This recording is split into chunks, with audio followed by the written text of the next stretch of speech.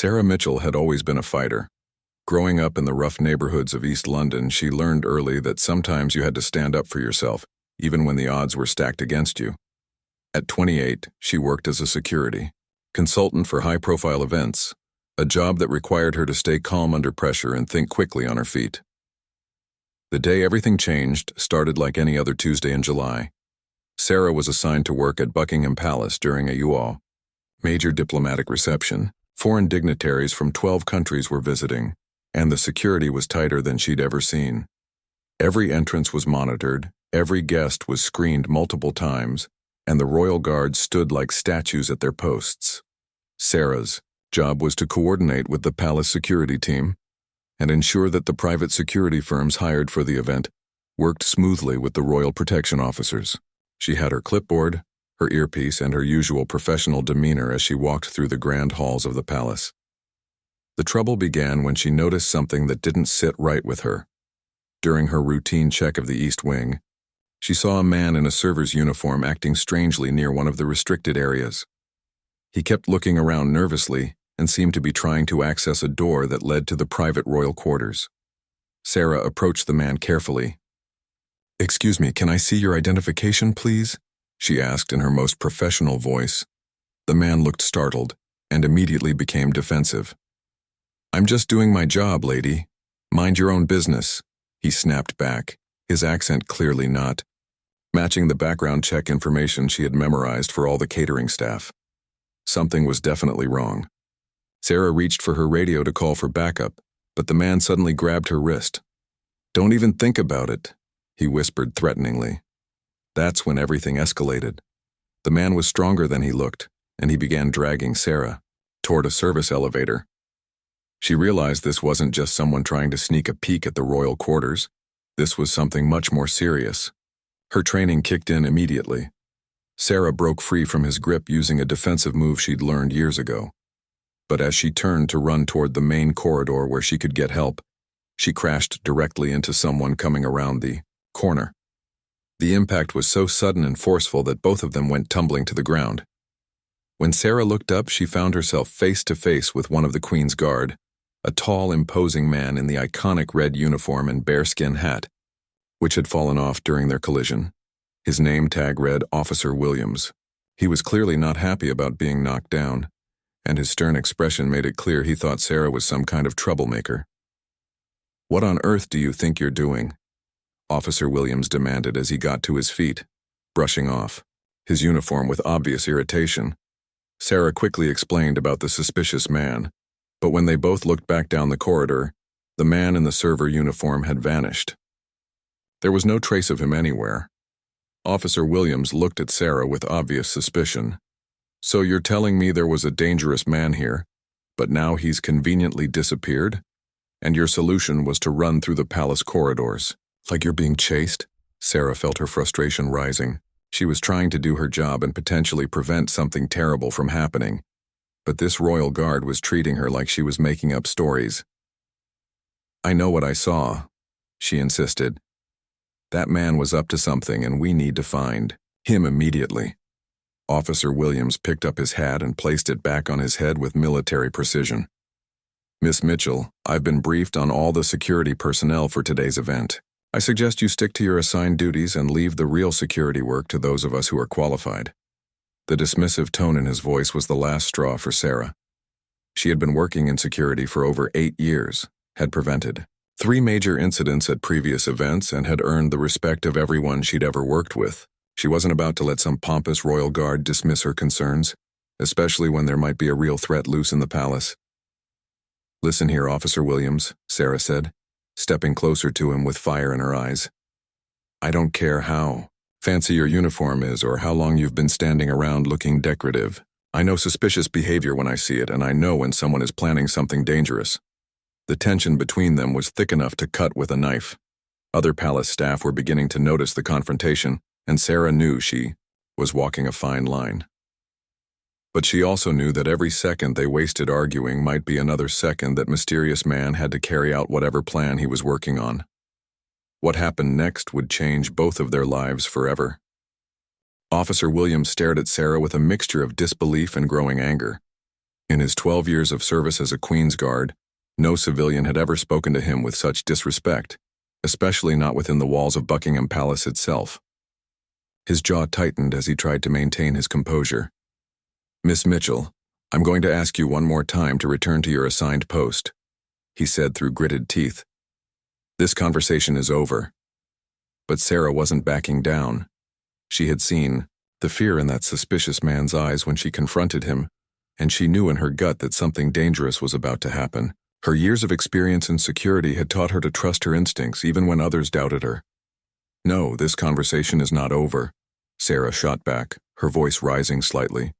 "While you're standing here worrying about your precious protocol, there could be someone in this palace right now planning to hurt people. I've seen enough real threats to know the difference between paranoia and legitimate concern." Other palace staff members were now openly staring at the confrontation. A few of the catering workers had stopped what they were doing to watch, and Sarah could see another royal guard approaching from the far end of the corridor. She knew she was running out of time to make her point. Officer Williams took a step closer to Sarah, using his considerable height advantage to intimidate her. "You are way out of line, Miss Mitchell. I don't know what kind of security work you think you do in the real world, but this is Buckingham Palace. We have procedures here, and those procedures don't include listening to wild theories from temporary contractors." That's when Sarah made the decision that would haunt her for months to come. She reached out and grabbed Officer Williams by the front of his red uniform jacket, pulling him down to her eye level so she could make sure he heard every word she was about to say. "You arrogant fool," she hissed. "While you're standing here playing dress-up soldier, real security professionals are trying to keep people safe. I've worked protection details for everyone from movie stars to politicians, and I've never met anyone as unprofessional as you." Officer Williams was so shocked by her physical contact that for a moment he just stood there, frozen. No one had ever laid hands on him while he was in uniform. The red jacket she was gripping represented centuries of tradition and the authority of the crown itself. What Sarah was doing was not just disrespectful, it was practically unthinkable. The second Royal Guard, Officer Thompson, had now reached them and was watching the scene with obvious alarm. "Williams, what's going on here?" he called out. That's when Sarah made her second crucial mistake. As Officer Williams tried to pull away from her grip, she instinctively tightened her hold on his jacket. But in her frustration and desperation to make him listen, her hands moved upward, and before she fully realized what was happening, her fingers were pressing against his throat. It wasn't intentional, and it certainly wasn't meant as an attack.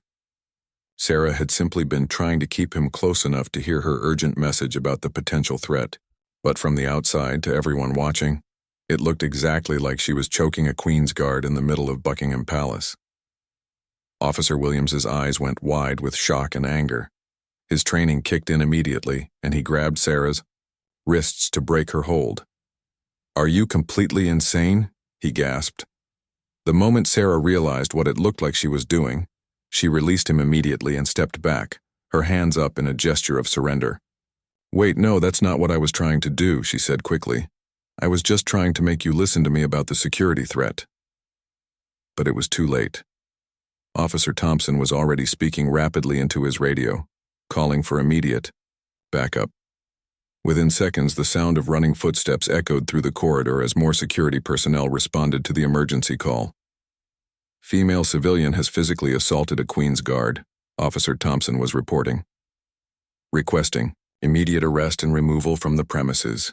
Sarah felt her world collapsing around her. This was supposed to be the biggest job of her career, a chance to prove herself at the highest level of security work. Instead, she was about to be arrested for assaulting one of the most respected and protected figures in British society. "Please, you have to listen to me," Sarah pleaded as the first of the backup officers arrived. "There was a man in a server's uniform who was acting suspiciously near the restricted area. He grabbed me first, and when I got away I was trying to find help. That's why I crashed into Officer Williams." But her words were falling on deaf ears. The palace security team was already surrounding her, and she could see the disappointment and anger in their faces. To them, she was just another civilian who had lost control and done something unforgivable. Officer Williams was straightening his uniform and trying to regain his composure. But Sarah could see that he was shaken by what had happened. Despite their confrontation, she found herself feeling genuinely sorry for putting him in this position. As the security team prepared to escort her out of the palace in handcuffs, Sarah made one last desperate attempt to salvage the situation. "Officer Williams, please. I know I handled this badly, but I'm begging you to at least check on that man I saw. He was medium height, dark hair, wearing a catering uniform with a name tag that said Rodriguez. He was trying to access the door near the portrait of King George." For just a moment, something flickered in Officer Williams' eyes. Doubt, maybe, or the beginning of concern. But before he could respond, Sarah was being led away, her career in ruins, and her reputation destroyed. The holding room in the palace security wing was small, windowless, and painted an institutional beige that seemed designed to make people feel as uncomfortable as possible. Sarah sat on a hard plastic chair, her hands still shaking from the adrenaline of the confrontation. She had been there for over an hour, watching the clock on the wall tick away the minutes while her career crumbled around her. The door finally opened, and Detective Inspector Margaret Hayes walked in, carrying a thick folder and wearing the kind of expression that suggested she'd seen it all before. Sarah recognized her immediately. Hayes had a reputation in London security circles as someone who was fair but absolutely thorough in her investigations. "Miss Mitchell," Detective Hayes said, as she settled into the chair across from Sarah, "I have to say, in 23 years of police work, I've never had to interview someone for assaulting a Queen's Guard. You've certainly made my day interesting." Sarah took a deep breath, knowing that the next few minutes would determine whether she faced serious criminal charges or somehow found a way out of this nightmare. "Detective Hayes, I know how this looks, but I need you to understand that I was trying to prevent a security breach, not cause one." Detective Hayes opened her folder and pulled out several sheets of paper. "Let's start from the beginning. Tell me everything that happened today, and don't leave out any details." For the next 30 minutes, Sarah recounted the entire incident, from spotting the suspicious man to the confrontation with Officer Williams. She tried to be as precise as possible about the timeline and the specific details of what she had seen. "This man you claim to have seen," Detective Hayes said when Sarah finished her story. "Can you describe him again?" "Medium height, probably around 5'8" or 9, dark brown hair, clean-shaven. He was wearing a standard catering uniform, white shirt and black pants with a name tag that said Rodriguez. But his accent didn't match. He sounded Eastern European, maybe Russian or Ukrainian." Detective Hayes made notes as Sarah spoke. "And you said he was trying to access a door near a portrait of King George?" "Yes, the door that leads to the private wing. He had some kind of tool in his hand, like he was trying to pick the lock or override the electronic system." "Miss Mitchell, I've reviewed the catering staff list for today's event. There is no one named Rodriguez on the approved personnel roster."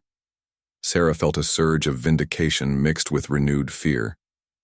"Then you know I was right. There was an unauthorized person in the palace, and instead of investigating it, everyone focused on my confrontation with Officer Williams." Detective Hayes closed her folder and leaned back in her chair. "Here's where we have a problem. The palace has extensive CCTV coverage, and we've reviewed all the footage from the East Wing during the time period you specified. We can see you moving through the corridors, and we can see your collision with Officer Williams, but there's no footage of any unauthorized person in a catering uniform." Sarah's heart sank. "That's impossible. I know what I saw. There are a few areas in the East Wing where camera coverage is limited for security reasons," Detective Hayes continued. "But Miss Mitchell, even if this man existed, it doesn't excuse your behavior toward Officer Williams. Multiple witnesses saw you grab him and appear to put your hands around his throat." "It wasn't like that," Sarah protested. "I was frustrated, and I grabbed his jacket to make him listen to me. When he tried to pull away, my hands just ended up near his throat. I wasn't trying to hurt him." Detective Hayes studied Sarah carefully.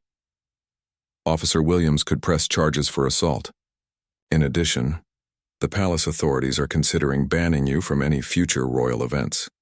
Your security clearance could be permanently revoked." The weight of those words hit Sarah like a physical blow. Without her security clearance, she couldn't work in her field.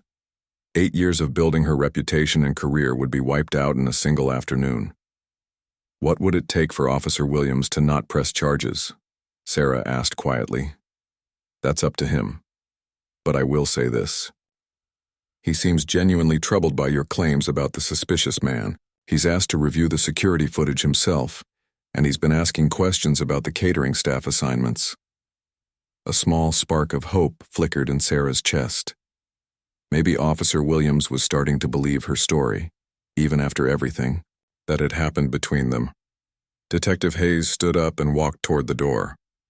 I'm going to recommend that you be released without charges for now, pending further investigation. But Miss Mitchell, you need to understand how serious this situation is. If it turns out that you made up this story about the suspicious man to cover for your behavior, you'll be facing charges not just for assault, but for filing a false police report and wasting police time. I didn't make it up, Sarah said firmly. Everything I told you is the truth. I hope so for your sake. Someone will be in shortly to escort you out of the palace. You're banned from the premises until this investigation is complete. After Detective Hayes left, Sarah sat alone in the room replaying the day's events over and over in her mind. She kept coming back to the look of fear in the mysterious man's eyes when she confronted him, and the way he had grabbed her wrist when she reached for her radio. That wasn't the behavior of someone who was just lost or confused. That was someone with something to hide. The door opened again, and Sarah expected to see a security officer ready to escort her out. Instead, Officer Williams walked in, still, in his red uniform but without his ceremonial hat. His expression was unreadable. Miss Mitchell, he said, closing the door behind him. We need to talk. Officer Williams sat down across from Sarah, and she could see that something had changed in his demeanor. The arrogance and dismissiveness from earlier were gone, replaced by what looked like genuine concern, and maybe even a hint of regret. Before I say anything else, he began, I want you to know that I've spent the last 2 hours reviewing every piece of security footage, every staff assignment, and every access log for today's event. Sarah held her breath, waiting for him to continue. There is no Rodriguez on the catering staff, Officer Williams said quietly. More importantly, I found something that the initial investigation missed. There's a 30-second gap in the camera feed from the East Wing, right around the time you said you encountered this man. Sarah felt her heart racing. A gap? What kind of gap? The kind that doesn't happen by accident. Someone with sophisticated technical knowledge accessed our security system and created a brief blind spot. It's the kind of thing that would require advanced planning and detailed knowledge of our camera placement. Officer Williams reached into his jacket and pulled out a small plastic evidence bag. Inside was a metallic device about the size of a credit card. We found this hidden behind the portrait of King George, exactly where you said you saw the man trying to access the door. Sarah stared at the device. What is it? It's an electronic lock bypass tool, military grade, not the kind of thing you can buy at any electronics store. Someone was definitely trying to gain unauthorized access to the private wing. The relief that washed over Sarah was almost overwhelming. After hours of being treated like a liar and a criminal, finally someone believed her story. But the relief was quickly replaced by a new concern. If someone was trying to break into the private wing during a diplomatic reception, this could have been much more serious than just a theft, Sarah said. Officer Williams nodded grimly. That's exactly what we're thinking. The timing wasn't random. With 12 foreign dignitaries in the palace, any kind of security breach could have had international implications. But he got away, Sarah said. While we were arguing with each other, whoever this was had time to escape and probably dispose of any evidence. Officer Williams looked down at his hands, and Sarah could see the guilt written across his face. Miss Mitchell, I owe you an apology. A sincere one. When you crashed into me, I was already on edge from the security briefings we'd had all morning. There had been intelligence reports about possible threats to the diplomatic reception, and I was looking for any excuse to prove that our security was tighter than anyone could penetrate. You were just doing your job, Sarah said, surprised, to find herself defending the man who had dismissed her concerns so thoroughly. No, I wasn't doing my job. My job is to protect the royal family and their guests from any threat, regardless of where that threat is identified or by whom. When you told me about the suspicious man, I should have taken it seriously immediately. Officer Williams stood up and began pacing the small room. Do you know what the worst part is? If this person had succeeded in whatever they were planning, it would have been my fault. My pride and my prejudice against civilian security contractors could have led to a disaster. Sarah watched him struggle with his guilt and felt an unexpected sympathy for him. She had been so focused on her own professional humiliation that she hadn't considered how he might be feeling about the situation. Officer Williams, we both made mistakes today. I shouldn't have grabbed you, and I definitely shouldn't have let my frustration get the better of me, but we can't change what happened. What we can do is figure out who this person was and whether there are still any active threats. Officer Williams stopped pacing and looked at her with something like respect in his eyes. Detective Hayes told me about the charges I could press against you. I want you to know that I'm not going to pursue that. What happened between us was a misunderstanding that escalated, nothing more. Thank you, Sarah said quietly. That means more than you know. There's something else, Officer Williams continued. The investigation into this security breach is going to be extensive, and they're going to need someone with your expertise to help analyze what happened. Detective Hayes specifically asked if you would be willing to consult on the case. Sarah couldn't believe what she was hearing. A few hours ago, she thought her career was over. Now she was being asked to help investigate one of the most serious security breaches in recent palace history. Of course I'll help, she said immediately. But I have to ask, why are you advocating for me? After everything that happened? Officer Williams sat back down and looked her directly in the eyes. Because you were right, and I was wrong. You spotted a genuine threat that everyone else missed, including me. You tried to do the right thing, even when it was difficult, and even when no one would listen to you. That's exactly the kind of person we need working on this investigation. He paused for a moment, then continued. And because I think I understand now why you grabbed me. You weren't trying to attack me or show disrespect. You were desperate to make me listen because you knew that lives might be at stake. I've been a Queen's Guard for 12 years and I've never met a civilian who cared that much about protecting people they'd never met. Sarah felt tears prickling at the corners of her eyes. It had been such a long, difficult day, and she hadn't expected it to end with this kind of understanding and redemption. So where do we go from here? She asked. Officer Williams smiled for the first time since she'd met him. From here, we work together to find out who was in the palace today and what they were really trying to accomplish. And Miss Mitchell?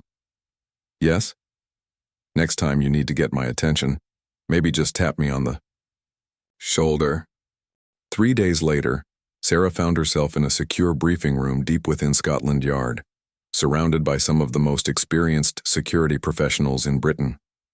Detective Hayes was there, along with Officer Williams, 2 agents from MI5, and the head of palace security. The atmosphere was tense but focused. The device you found behind the portrait has been analyzed by our technical team, Detective Hayes announced, placing a detailed report on the table. It's definitely military-grade, manufactured in Russia within the last 6 months. More importantly, it was programmed with the specific electronic signature of the palace security system. Agent Morrison from MI5 leaned forward.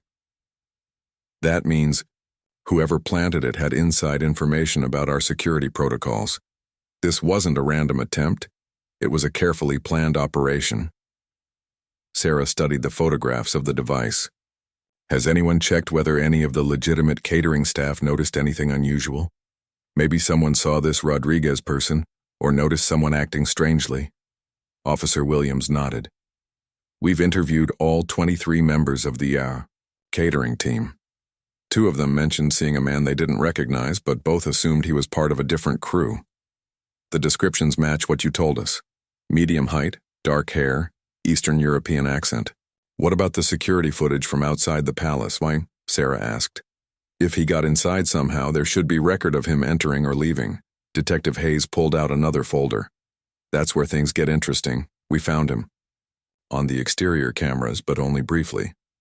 He approached the service entrance at 10:15 a.m., used what appeared to be a legitimate ID card to gain access, and then seems to have deliberately avoided most of the interior cameras. Agent Morrison's partner, Agent Collins, spoke up for the first time. The ID card he used belonged to Miguel Rodriguez, a legitimate catering employee who called in sick that morning. Someone had access to his credentials and knew exactly when he wouldn't be at work. Sarah felt a chill run down her spine. So this was planned well in advance. They knew about the diplomatic reception, they knew about the security procedures, and they had inside help. That's our working theory, Detective, Hayes confirmed. But here's what we still don't know. What was he actually trying to accomplish? The door he was attempting to access leads to a corridor that connects to the private royal quarters, but there are multiple additional security checkpoints between that door and any area where he could have actually harmed someone. Officer Williams had been quiet during most of the briefing, but now he cleared his throat. I've been thinking about this for 3 days, and I keep coming back to the timing. The diplomatic reception was scheduled to last 4 hours from 2 p.m. to 6 p.m. But he was attempting the break-in at 11:30 a.m., more than 2 hours before any of the dignitaries arrived. What are you thinking? Sarah asked. Maybe he wasn't trying to hurt anyone during the reception. Maybe he was trying to plant something, a listening device, a camera, some kind of surveillance equipment that could gather intelligence during the diplomatic meetings. Agent Morrison sat up straighter. That would make sense. The conversations between those 12 countries included discussions about NATO expansion and new defense agreements. That kind of information would be incredibly valuable to foreign intelligence services. Sarah felt all the pieces starting to come together in her mind, so when I confronted him, I didn't just interrupt a burglary or an assassination attempt. I potentially stopped an international espionage operation. It looks that way, Detective Hayes said. But we still need to find out who was behind it, and whether there are any other threats we haven't discovered yet. Agent Collins pulled out a laptop and turned it toward the group. We've been analyzing communication intercepts from known intelligence operatives in London. In the past week, there's been increased chatter about the reception and northern access. We think those might be code words for this operation. Sarah studied the screen, though most of the technical details were beyond her expertise. Have you been able to identify any specific individuals or organizations? We have some leads, but nothing conclusive yet. What we need now is to reconstruct exactly what happened in those 30 seconds when the camera feed was cut. Miss Mitchell, you're the only person who actually saw this man up close and interacted with him. Detective Hayes turned to Sarah with an intense look. We want to bring you in as a consultant to help us create a detailed profile of this suspect. Your observations about his behavior, his accent, his apparent skill level, all of that could be crucial to identifying him. Of course, Sarah said immediately. Whatever you need. Officer Williams spoke up again. There's something else we need to consider. If this was a sophisticated intelligence operation, and if they had inside help, then there might be other people involved who are still active. The room fell silent as everyone absorbed the implications of that statement. Agent Morrison was the first to speak. You're right, Miss Mitchell. You may have prevented this particular operation from succeeding, but you may also have put yourself at risk. If these people think you can identify them or their methods, you could be a target. Sarah felt her stomach drop. She had been so focused on proving that she was right about the suspicious man that she hadn't fully considered the personal consequences of disrupting what appeared to be a major intelligence operation. What kind of risk are we talking about? She asked quietly. Detective Hayes exchanged glances with the MI5 agents before answering. The kind where we're going to assign you a protection detail until we can identify and arrest everyone involved in this operation. Officer Williams looked at Sarah with concern. I'm sorry. If I had listened to you from the beginning, maybe we could have caught this person, and you wouldn't be in danger now. Sarah shook her head. Don't apologize. We both did what we thought was right at the time. What matters now is making sure this doesn't happen again and keeping everyone safe. Agent Collins closed his laptop and looked around the table. Ladies and gentlemen, it looks like our investigation is just getting started. 6 weeks after the incident at Buckingham Palace, Sarah stood in the same briefing room at Scotland Yard. But this time, The atmosphere was completely different. The tension had been replaced by satisfaction, and the worried faces around the table now showed relief and even pride. Detective Hayes placed a thick file on the table with a satisfied thump. "Ladies and gentlemen, I'm pleased to report that Operation Palace Shield has been successfully concluded. We have arrested 12 individuals connected to the espionage network that attempted to infiltrate Buckingham Palace. The investigation had been intense and far-reaching.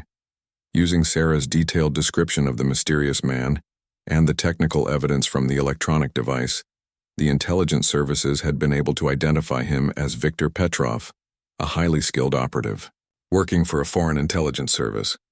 The breakthrough had come when they matched his face to airport security footage from 3 different European cities where similar operations had been attempted.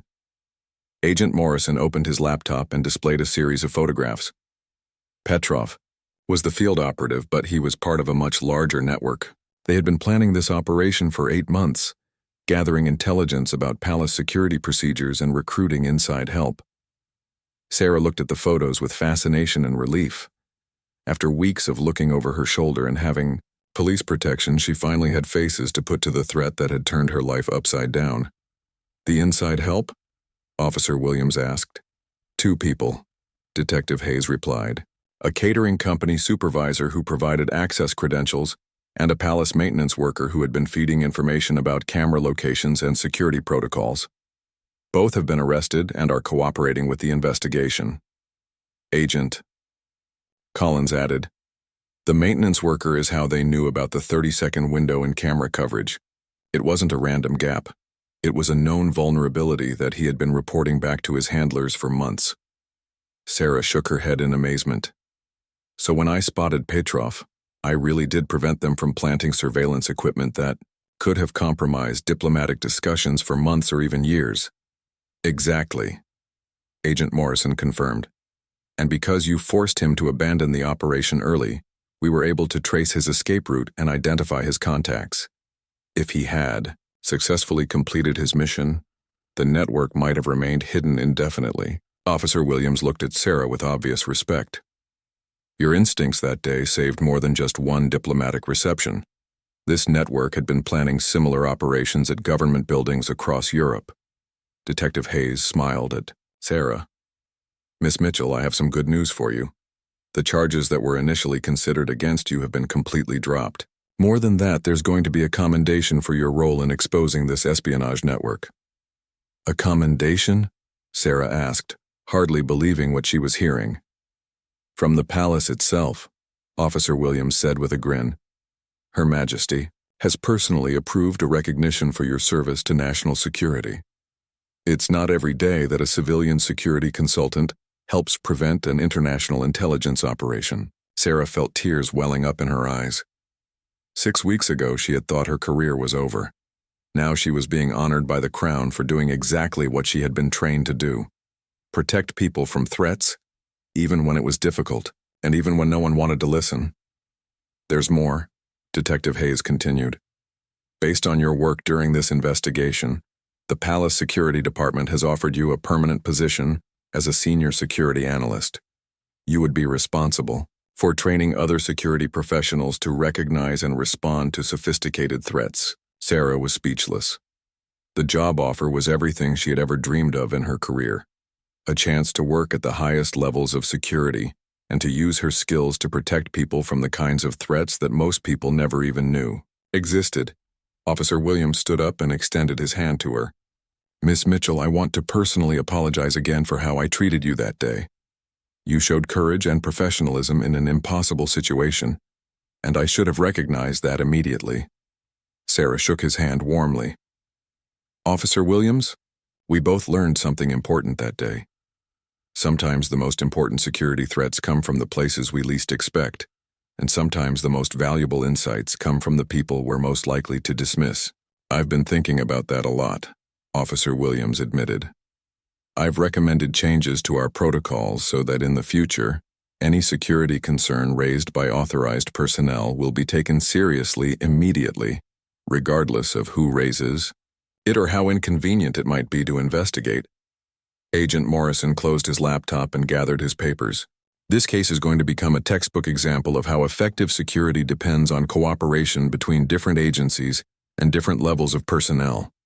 Miss Mitchell, your willingness to trust your instincts and speak up, even when it was professionally risky, probably prevented a significant breach of national security. As the meeting concluded and people began filing out of the room, Detective Hayes approached Sarah one more time. I have to ask, are you going to take the palace job? Sarah looked around the room at the faces of the people who had become her colleagues and friends over the past 6 weeks. Detective Hayes, 6 weeks ago I grabbed a Queen's Guard by the throat in the middle of Buckingham Palace. Now they want to hire me to help protect the royal family. If that's not proof that life can surprise you, I don't know what is. She paused, thinking about everything that had led to this moment. Yes, Sarah said with a confident smile. I'm going to take the job, but I have one condition. What's that? Detective Hayes asked with curiosity. I want Officer Williams to be part of the new training program. His perspective on royal protocol combined with what we've both learned about recognizing unconventional threats could be invaluable. Officer Williams looked surprised but pleased. I would be honored to work with you, Miss Mitchell, though I have to admit I never thought when I woke up that Tuesday morning that getting into an argument with a security consultant would be the best thing that ever happened to my career. Sarah laughed. And I never thought that choking a royal guard would lead to the job of my dreams. I guess sometimes the worst moments of our lives turn out to be the most important ones. As they walked out of Scotland Yard together, Sarah reflected on how dramatically her life had changed. The woman who had grabbed Officer Williams in desperation 6 weeks ago was gone, replaced by someone who had learned that standing up for what you believe in, even when everyone doubts you, can change everything. 3 months later, Sarah was giving a presentation to a room full of security professionals from around the world. Behind her was a slide showing the timeline of the palace incident, from her first spotting of Viktor Petrov to the final arrests of the espionage network. The most important lesson from this case, she told her audience, is that effective security isn't just about following procedures. It's about trusting your instincts, communicating clearly under pressure, and never being afraid to speak up when something doesn't feel right. In the front row, Officer Williams nodded approvingly. He had become not just her colleague, but one of her closest friends, and together they had developed new training protocols that were being adopted by security services across Europe. Sometimes, Sarah continued, the difference between success and failure comes down to a single moment of courage. The courage to act when action is needed, the courage to admit when you're wrong, and the courage to trust someone else's expertise, even when it challenges your own assumptions. After her presentation, a young security officer approached her with a question. Miss Mitchell, what would you say to someone who's afraid of speaking up because they're worried about the consequences to their career? Sarah thought about that Tuesday morning in July when she had made the decision to confront a man she knew was dangerous, even though it meant risking everything she had worked for. I would tell them that the consequences of not speaking up are usually much worse than the consequences of speaking up, she replied. And I would tell them that sometimes, when you do the right thing for the right reasons, even if everything goes wrong at first, it has a way of working out better than you ever imagined. The young officer smiled and thanked her, and Sarah watched him walk away with what looked like renewed confidence. She thought about Viktor Petrov, now serving a 15-year sentence for espionage, and about the diplomatic secrets that had been protected because one person trusted her instincts and refused to stay quiet. As she packed up her presentation materials, Sarah's phone buzzed with a text message from Officer Williams. Great presentation today. Ready for tomorrow's training session with the new recruits?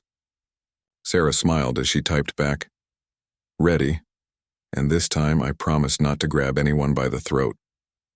His response came immediately. Where's the fun in that? Sarah laughed and put her phone away.